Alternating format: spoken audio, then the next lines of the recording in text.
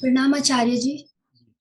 मेरा प्रश्न है, उत्तरी श्री आदि शंकराचार्य रचित में बताया गया है कि स्त्री नरक का प्रधान द्वार है। नारी रूपी पिशाचिनी से बचकर जो रह गया वह समझदार है। प्राणियों के लिए संकल नारी ही है। तो मेरा प्रश्न ये है कि ये सच है? बिल्कुल सच है। दोहराइए, क्या पढ़ा आपने? प्रश्नोत्तरी श्री आदि शंकराचार्य रचित में बताया गया है कि स्त्री नरक का प्रधान द्वार है। नारी रूपी पिशाचिनी से जो बचकर रह गया वह समझदार है और प्राणियों के लिए संकल नारी ही है। ये सब बातें कितनी सच? एकदम ठीक बातें हैं। समझना पड़ेगा क्या कहा गया है। देखो, पहले तल पर जो बात है वो समझो कि सत्य नहीं बोला जाता। इस श्लोक में या किसी भी श्लोक में सत्य नहीं बोला गया है। उपचार बोला जाता है, समाधान बोला जाता है। और जो समाधान बोला जाता है वो किसी व्यक्ति विशेष की समस्या के संदर्भ में बोला जाता है। तो पहले तुम्हें पूछना होगा कि ये जो बात है ये कही किससे गई है। आचार्य शंकर किनसे बात कर रहे थे जब कह रहे नारी नरक का द्वार है, तुम्हारा संकट यही है नारी? किससे बात कर रहे थे?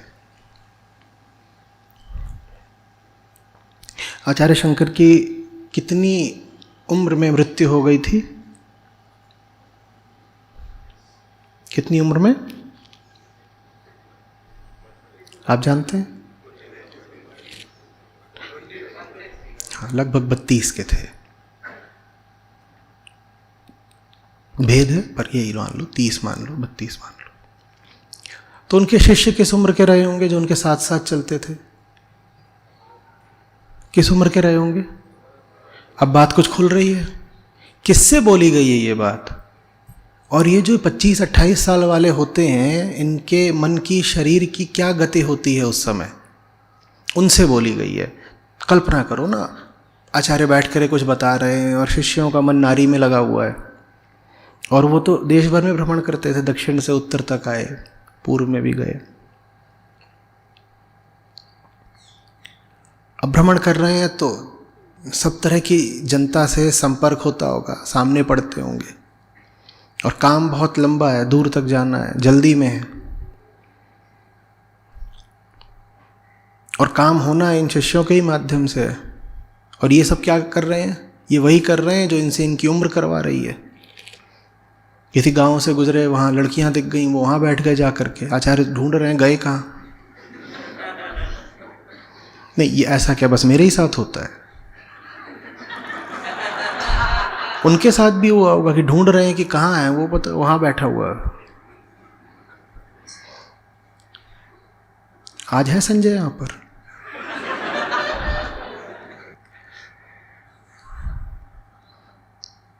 तो बड़ी कड़वी घुट्टी पिलानी पड़ती है, सीधे कह देना पड़ता है नारी नरक का द्वार है, उसके लिए जो नारी को वासना की दृष्टि से देखता हो। नारी नरक का द्वार है उसके लिए जो नारी को वासना की दृष्टि से देखे। नहीं तो जैसे कोई भी व्यक्ति है वैसे ही एक महिला भी है। पर तुम महिला को देखो और तुम्हें व्यक्ति दिखाई ही न दे, तुम्हें चेतना उसकी दिखाई ही न दे, तुम्हें बस उसका शरीर दिखाई दे, और शरीर में भी विशेषकर तुम्हें बस उसके जननांग दिखाई दे, तो नरक और क्या होता है कि तुमने एक चेतना को बस मांस बना डाला। इसी को तो नरक कहते हैं। और नरक उस व्यक्ति में नहीं है जिसे नारी कहते हैं, नरक तुम्हारी दृष्टि में है। नरक तुम्हारी दृष्टि में है, जो तुम्हें अपने ही जैसी चेतना नहीं दिखाई देती, तुम्हें बस हड़मास दिखाई देता है। ये है नरक। द्वार तो दिख रहा है क्योंकि उन्होंने कह दिया नारी नरक का द्वार है, लेकिन उस द्वार में प्रवेश कौन कर रहा है ये भी तो पूछ लो। अगर नारी द्वार है तो नारी स्वयं तो प्रवेश कर नहीं रही होगी, वो तो द्वार बन गई। नारी तो द्वार बन के खड़ी हो गई, अब खुद तो घुसेगी नहीं नरक में, तो फिर नरक में घुस कौन रहे हैं? सब ये नर घुस रहे हैं। तो ये सब नर जो नरक में घुसने को बड़े आतुर हैं, इनको संबोधित करके कहा गया है कि पागलों, वो नरक का द्वार है जहां प्रवेश के लिए मरे जा रहे हो, हर तरीके से अपना नुकसान कर रहे हो। पहली बात, दुनिया की आधी आबादी महिलाओं की है, तुमने दुनिया की आधी आबादी से काट लिया अपने आप को। अब उनसे न तुम्हारी मित्रता हो सकती है, न कोई स्वस्थ संबंध हो सकता है, क्योंकि तुम्हें उनकी चेतना आप दिखाई ही नहीं देती, तुम्हें बस शरीर दिखाई देता है। शरीर से क्या संबंध बनेगा? शरीर से तो यही संबंध बनेगा नोचने खसोटने का। क्या तुम उनसे बैठ के वैचारिक तल पर कोई बात कर पाओगे? क्या तुम उनसे मित्रता का या बुद्धिमत्ता का कोई संबंध बना पाओगे? कोई संबंध नहीं बनेगा। जब भी उनकी ओर देखोगे, उनको भी जानवर बनाना चाहोगे और खुद भी जानवर बनोगे। नर्क और क्या होता है? तो ये पहले तल की बात हुई। अब इससे आगे की बात समझो, ये समझनी थोड़ी मुश्किल पड़ सकती है, ध्यान से सुनना। नारी के लिए भी नरक का द्वार है। नारी माने क्या? आचार्य जहां से बोल रहे हैं वहां पर नारी का अर्थ होता है प्रकृति। नारी का अर्थ होता है प्रकृति। आप अपने आप को महिला कहती हैं ना, आपकी चेतना पुरुष है, आपका शरीर नारी का है। नर है चेतना, नारी है शरीर। और चेतना सभी की नर होती है। महिला की चेतना भी नर है और पुरुष की चेतना भी नर है। समझ में आ रही बात? और शरीर सभी का स्त्री का ही होता है। पुरुष का शरीर भी स्त्री का ही शरीर है। शरीर को ही स्त्री कहते हैं और चेतना को पुरुष कहते हैं। इसमें अटक तो नहीं रहे? पुरुष किसी व्यक्ति को नहीं कहते कि किसी लिंग विशेष को पुरुष कह दिया गया। यह अध्यात्म की भाषा नहीं है। अध्यात्म की भाषा और जन सामान्य की भाषा में अंतर है। यहां जितने लोग बैठे हैं वो नर भी हो सकते हैं, नारी भी। मैं ये नहीं कह रहा हूं कि यहां 5 नारियां बैठी हैं, 2 नर बैठे हैं। आप कुछ भी हो सकते हैं। आप इस वक्त कुछ लोग नर हैं, कुछ नारी हैं। जो चैतन्य होकर के उपस्थित हैं वो सब नर हैं, भले ही लिंग से नारी हों। जो चैतन्य होकर यहां उपस्थित हैं वो सब पुरुष हैं, भले ही देह से, शरीर से नारी हो। और जो भी लोग यहां बैठे हुए हैं देह भाव में स्थापित, वो सब स्त्री हैं, भले वो देह से, लिंग से पुरुष हों। ये अध्यात्म की परिभाषा है। अध्यात्म आपके जो जन्मगत लिंग है उसको बहुत महत्व देता ही नहीं। आपके घर में लड़का हुआ है, अध्यात्म ऐसे नहीं देखता। ये आपका जीवन बताएगा कि लड़का हुआ है, लड़की हुई है। और पैदा तो सिर्फ लड़कियां होती हैं, लड़का बनना पड़ता है। जो लड़की पैदा हुई है वो भी लड़की है, और जो लड़का पैदा हुआ है वो भी लड़की है, क्योंकि अभी उसमें चेतना तो है ही नहीं ना। जब चेतना नहीं है तो तुम पुरुष कैसे हो गए? ये सांख्य योग से आती है परिभाषा पुरुष की और प्रकृति की। पुरुष कौन है? ये पुर है। ये पुर है। पुर माने क्या होता है? एक नगर, शहर। ये पुर है। शरीर को कहते हैं पुर। ये पुर है। और उस पुर के भीतर जो बैठा हुआ है उसको कहते हैं पुरुष। तो आप महिला भी हैं तो ये क्या है? ये पुर है। और भीतर जो चेतना बैठी है उसे कहते हैं पुरुष। लेकिन हम ले लेते हैं बिल्कुल देह केंद्रित परिभाषा। हम कहते हैं जिसका लिंग पुरुष का है वो पुरुष हो गया, जैसा शौचालयों में होता है ना। तुम्हारी शौचालय वाली परिभाषा है कि जिसका लिंग पुरुष का है जी इधर आ जाइए, और जिसका लिंग स्त्री का है वो इधर आ जाइए। अध्यात्म में शौचालय वाली परिभाषा नहीं चलती, वहां थोड़ी ऊंची बात है। तो जब कहा जा रहा है नारी नरक का द्वार है, इसका अर्थ क्या हुआ? इसका अर्थ हुआ कि अगर देह केंद्रित होकर जियोगे तो यह जीवन ही नरक है। पुरुष को तो अपनी देह से बचना ही है, स्त्री को और ज्यादा बचना है अपनी देह से। पुरुष को तो अपनी देह से बचना ही है, स्त्री को और ज्यादा बचना है अपनी देह से, क्योंकि देह नरक का द्वार है। जब कहा जा रहा है नारी नरक का द्वार है, उसको ऐसे पढ़ना है देह नरक का द्वार है। पुरुष की भी देह नरक का द्वार है और स्त्री की भी देह नरक का द्वार है। जितना ज्यादा आपके मन में आपकी देह घूम रही है, उतना ज्यादा आपके मन में दूसरों की देह भी घूमेगी। ये सीधा सा नियम है। आप अगर अपनी देह पर खूब समय लगाते हैं, सजते हैं, संवरते हैं, ये करते हैं, वो करते हैं, तो उतना ही ज्यादा आपका ध्यान दूसरों के जिस्म पर भी है। समझ रहे? हालांकि इसका विपरीत सत्य नहीं होता। आप कहें कि कोई अपनी देह पर ध्यान नहीं देता, तो क्या यह निश्चित है कि वो दूसरों की देह पर भी ध्यान नहीं देता? नहीं, ऐसा भी कोई नियम नहीं है।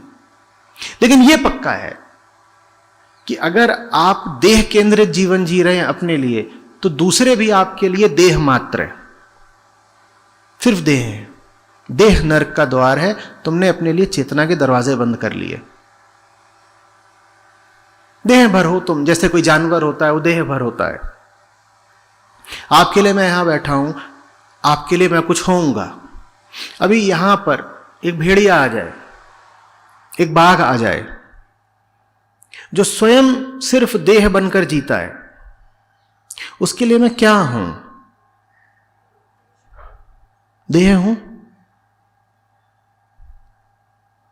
आपको क्या मिल जाएगा? आप मेरा मांस खा ले तो कत्ल कर दीजिए, मांस पका के खा जाइए, क्या मिल जाएगा? कुछ नहीं मिला ना, अवसर खराब कर दिया ना। इसलिए देह नरक का द्वार है। क्या क्या संभव था उस व्यक्ति से, और तुमने उससे कुल लिया क्या? सिर्फ देह ली। किसी भी व्यक्ति में अनंत संभावना होती है आत्मिक ऊंचाई की, और तुमने उससे लिया क्या? सिर्फ देह ली। और नरक किसको कहते हैं? स्वर्ग की सारी संभावना से हाथ धो बैठे। और नरक किसको कहते हैं? तो ये एक बड़ा मुद्दा रहा है, और बार बार कहा गया है कि जो पुरानी बातें हैं उनमें मिसोजिनी है, स्त्री विरोधी है, इत्यादि इत्यादि। धर्म को ही, संपूर्ण धर्म को ही कह दिया गया कि वो स्त्री विरोधी है। ये वही कह सकते हैं जो मनुष्यों को स्त्री और पुरुष में देखते हों। और आप किसी को देखें और आपको पहला ख्याल यही आए कि ये स्त्री है या पुरुष, तो सबसे पहले तो समस्या आपके खोपड़े में है। आप व्यक्ति को देख रहे हैं, आपको व्यक्ति नहीं दिखाई दे रहा, आपको लिंग दिखाई दे रहा है। अगर मैं कहूं कि धर्म स्त्री विरोधी है, तो इसमें मैंने चेतना की तो बात कहीं करी ही नहीं। मैं कह रहा हूं दो तरह के लोग होते हैं, दो वर्ग होते हैं, और इस तरह की बातों में अक्सर वर्ग संघर्ष, ये शब्द खूब आता है, वर्ग संघर्ष। तो ये भी दो वर्ग हैं, एक वर्ग है स्त्रियों का, एक पुरुषों का। और जो धर्म है वो स्त्रियों का शोषण कर रहा है, वो पुरुषों की हिमाकत वकालत कर रहा है। समझ रहे? अध्यात्म ऐसे नहीं देखता कि नर है या नारी है। अध्यात्म को आपकी देह से नहीं संबंध है, आपकी उम्र से नहीं संबंध है। अध्यात्म को किससे संबंध है? उससे जो चीज वाकई महत्वपूर्ण है आपके लिए, चेतना आपकी। चेतना दोनों में है और शरीर दोनों का अलग अलग है। और चूंकि शरीर दोनों का अलग अलग है, इसीलिए दोनों की चेतना के सामने चुनौतियां भी थोड़ी अलग अलग हैं, क्योंकि शरीर भी थोड़ा ही अलग अलग है। स्त्री के सामने एक तरह की चुनौतियां होती हैं, पुरुष के सामने दूसरी तरह की चुनौतियां होती हैं, लेकिन कुल मिलाकर के दोनों की चुनौती यही है कि देह के पार जाना है। स्त्री को स्त्री की देह के, पुरुष को पुरुष की देह के। स्त्रियों के लिए चुनौती थोड़ी ज्यादा बड़ी तब हो जाती है जब ये समाज उनको समझा देता है कि तुम्हारी देह तुम्हारा बंधन नहीं है, तुम्हारी संपत्ति है। ये देह तुम्हारा बंधन नहीं है, ये देह तुम्हारा एसेट है, तुम्हारा हथियार है।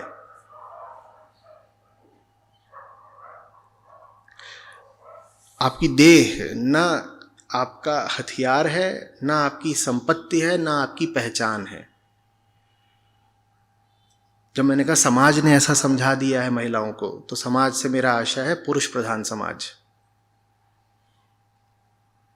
एक कामुक पुरुष का तो स्वार्थ इसी में होगा ना, जो कि वो महिला को बोल दे कि तुम सजो सवरो ताकि तुम हमारे सामने अधिक से अधिक कामोत्तेजक रूप में आ सको। आपको दिख नहीं रहा है आपके मन के साथ खिलवाड़ किया गया है।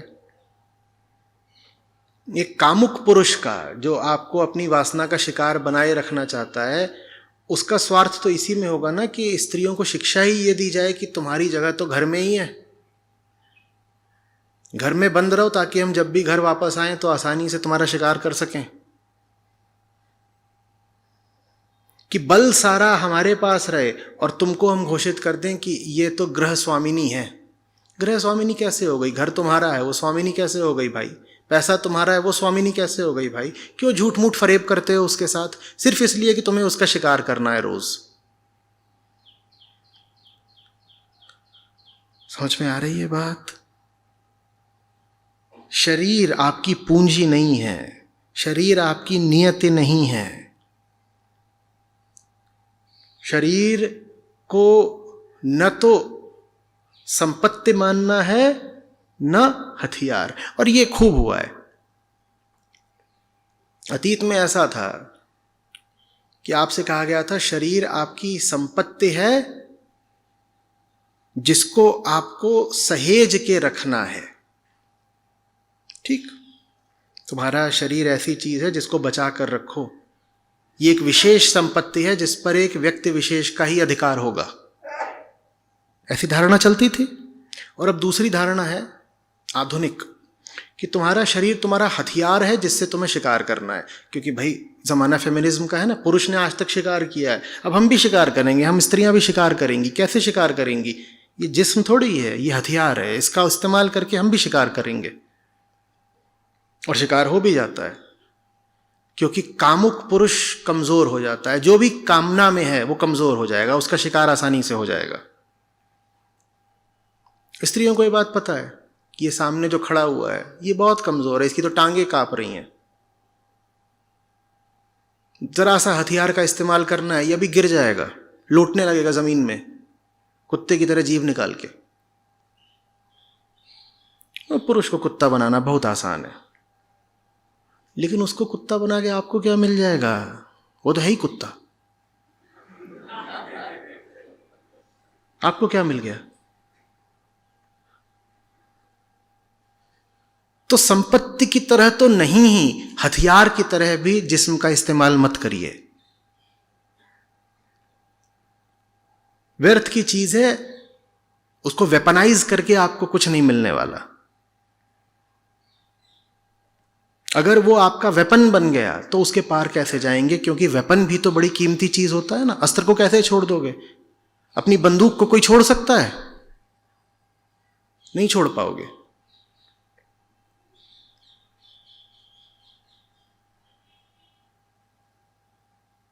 आ रही बात समझ में?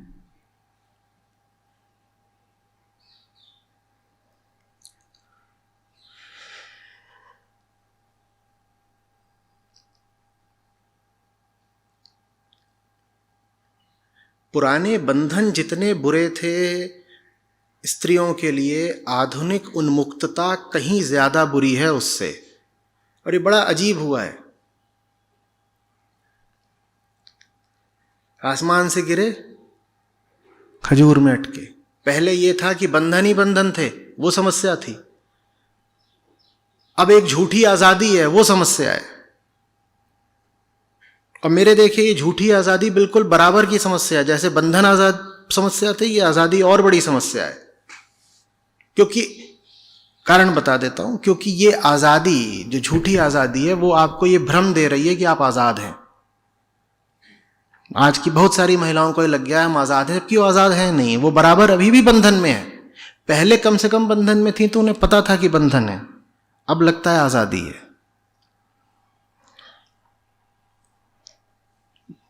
यह आजादी और गहरा बंधन है। आपको न तो पुराने ढर्रों पे चलना है, न इस कोरे झूठे उदारवाद पर।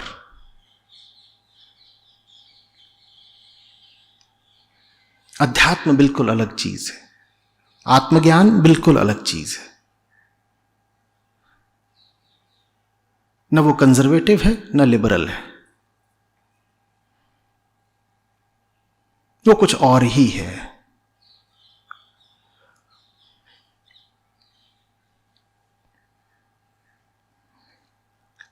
आ रही बात समझ में? तो गंदे आदमी नहीं थे आचार्य शंकर कि छी छी थू थू कर दिया, देखो कैसी गंदी बात बोली हम महिलाओं के लिए। चलो